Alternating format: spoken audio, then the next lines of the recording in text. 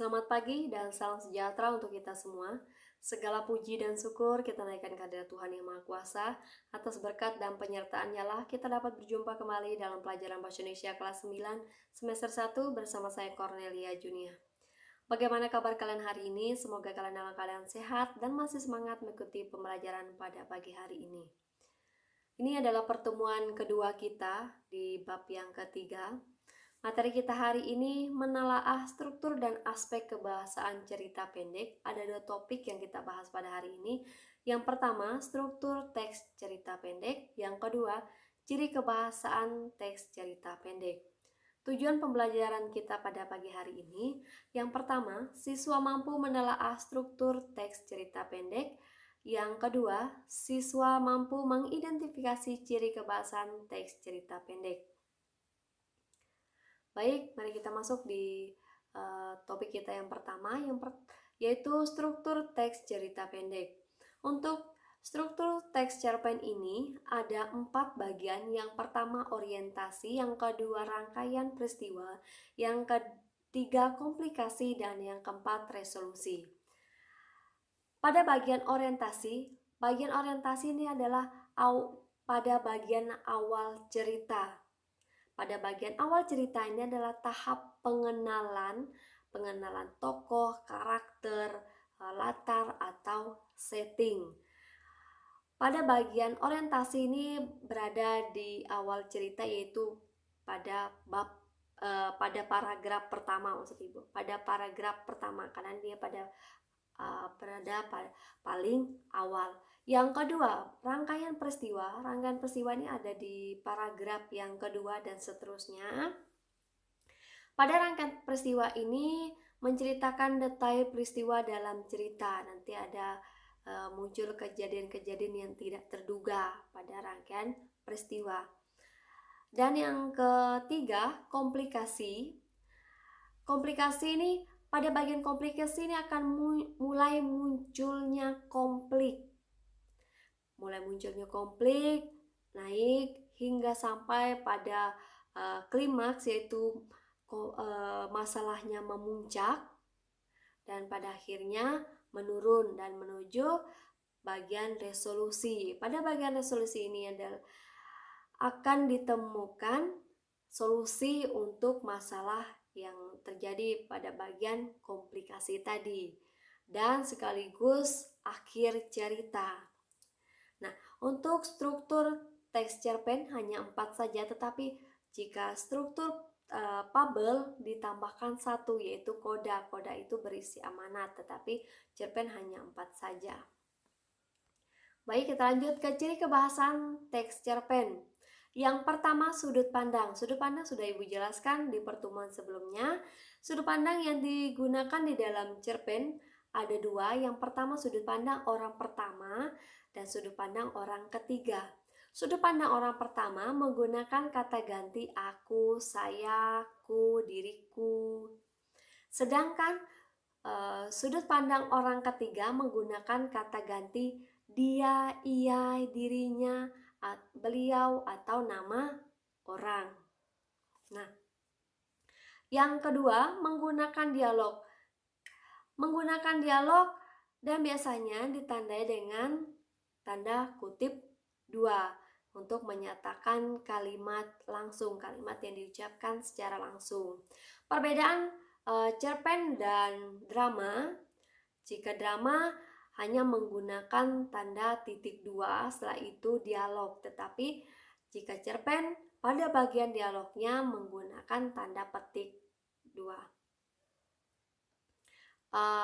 Menggunakan tanda kutip 2. Baik. Yang ketiga, penggunaan kata benda khusus. Kenapa menggunakan kata benda khusus? Karena memiliki makna yang bermakna kuat. Maknanya sangat kuat jika menggunakan kata benda khusus. Misalnya, kata kelam kita pilih daripada kata gelap, karena kelam itu maknanya lebih kuat. Yang kedua, kita pilih kata menawan daripada menarik. Kita memilih kata elok daripada indah. Seperti itu ya. Yang keempat, uraian deskriptif yang rinci, menggambarkan karakter latar secara rinci, seolah-olah pembaca dapat merasakan langsung apa yang diceritakan. Seolah pembaca itu bisa merasakan, bisa mencium, pokoknya bisa merasakan apa yang diceritakan oleh penulis. Jadi seolah pembaca itu merasakannya sendiri atau merasakan secara langsung. Contoh, ini contoh ceritanya. Sejenak Ali tertegun karena melihat kamar Kia seperti kapal pecah. Pakaian kotor tergeletak di hampir setiap sudut kamar. Sampah berhamburan, spray itu sudah tidak karuan warnanya. Melihat semuanya itu membuat Ali geleng-geleng kepala. Ini penggambaran karakter si Kia. Kia ini orangnya sangat jorok.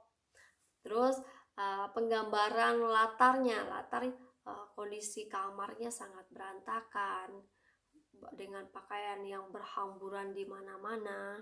Oke. Kita lanjut yang kelima, penggunaan majas. Penggunaan majas di dalam cerpen ini hanya 3 saja yang digunakan, walaupun banyak sekali jenis majas, tetapi yang dipergunakan hanya 3. Yang pertama, majas simile. Yang kedua, majas metafora. Yang ketiga, majas personifikasi. Majas simile adalah majas perbandingan langsung, ditandai dengan penggunaan kata seperti bagai, laksana, ibarat, umpama, laksana, dan lain sebagainya. Ini contoh kata. Contohnya kata tadi kita masukin di dalam kalimat. Wajahnya pucat seperti mayat. Yang kedua, jika makan bakso tanpa sambal, ibarat sayur tanpa garam. Ali dan Ani seperti anjing dan kucing karena sering berantem, ya, contoh. Yang kedua, majas metafora. Majas metafora adalah majas perbandingan tidak langsung dan tersembunyi, biasanya menggunakan kata istilah atau kiasan. Nana terkenal keras kepala. Keras kepala di sini artinya egois. Bukan berarti kepalanya yang terbuat dari batu atau sangat keras, walaupun dipukul dengan martir tidak akan pecah, bukan seperti itu. Yang kedua, Ana, anak emas di keluarganya. Anak emas bukan berarti si anak ini terbuat dari emas, tetapi menunjukkan bahwa anak ini anak kesayangan. Majas yang ketiga, majas personifikasi adalah majas yang menganggap benda mati seolah-olah bertingkah laku seperti manusia. Contoh, nyiur melambai-lambai di tepi pantai. Kata melambai-lambai ini adalah yang dilakukan oleh manusia, sedangkan nyiur ini adalah benda mati yang tidak bisa melakukan aktivitas seperti manusia. Pulpen itu menari-nari di atas kertas. Kata menari-nari ini adalah tingkah laku manusia, sedangkan pulpen adalah benda mati. Itu contohnya. Baik, kita masuk di bagian yang keenam, pernyataan retoris. Pernyataan retoris adalah majas yang berupa pernyataan yang sebenarnya tidak perlu dijawab. Dan penulis tidak mengharapkan pembaca itu untuk menjawab pertanyaan yang dibuat di dalam cerita, misalnya seperti itu. Dan si penulis sudah mengetahui jawabannya. Jadi jadi pertanyaan retoris ini termasuk salah satu jenis majas. Majas yang berupa pertanyaan tetapi tidak memerlukan jawaban. Contoh, apa susahnya membuang sampah dengan benar? Ini pernyataan retoris yang tidak memerlukan jawaban. Baik, sampai di sini materi dari Ibu. Ibu akan memberikan kalian tugas.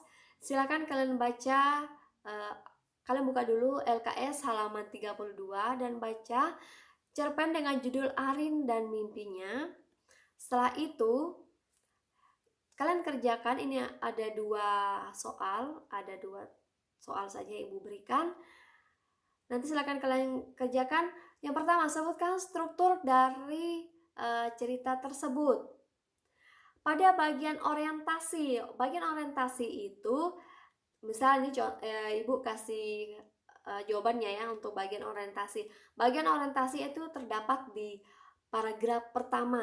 Setelah itu, rangkaian peristiwa terdapat di paragraf kedua sampai paragraf keberapa. Setelah itu komplikasi dari paragraf keberapa sampai keberapa saja. Dan resolusi. Resolusi ini ada di paragraf terakhir. Tapi sebelum di paragraf terakhir, resolusi ini pada bagian resolusi di paragraf keberapa lagi. Nanti tidak perlu kalian tulis ulang ceritanya, tinggal kalian sebutkan paragrafnya saja ya. Itu untuk memudahkan kalian supaya kalian tidak terlalu capek untuk menulis. Yang kedua, identifikasi ciri kebahasan teks cerpen tersebut. Nah, yang pertama, nanti kalian sebutkan cerpen tersebut menggunakan sudut pandang orang keberapa. Yang kedua, sudah pasti ada dialognya, tidak perlu kalian jawab nanti. Yang ketiga, ini penggunaan kata benda khusus. Kalian hanya cari beberapa kata saja, ya minimal 3 kata atau 5 kata boleh. Dan yang keempat, penguraian deskriptif yang rinci. Kalian ambil satu kalimat saja, penguraian yang rinci. Jika kalian mau ambil satu paragraf boleh, tapi satu kalimat juga cukup, seperti itu. Deskripsi yang menggambarkan karakter tokoh bisa, menggambarkan latar juga bisa, terserah kalian. Terus yang kelima, penggunaan majas. Majas yang digunakan di dalam cerpen tersebut majas apa? Nanti silakan kalian tulis beserta kalimatnya. Nanti sebutkan majas apa, setelah itu kalimat yang ada di dalam cerita tadi, jangan dikarang sendiri. Dan yang keenam, jika ada pernyataan retoris silakan ditulis, jika tidak ada tidak usah ditulis. Baik, tugasnya silakan dikirim ke Google Classroom. Baik Ibu rasa sampai di sini saja materi yang Ibu sampaikan. Lebih dan kurangnya Ibu minta maaf. Selamat pagi dan salam sejahtera untuk kita semua.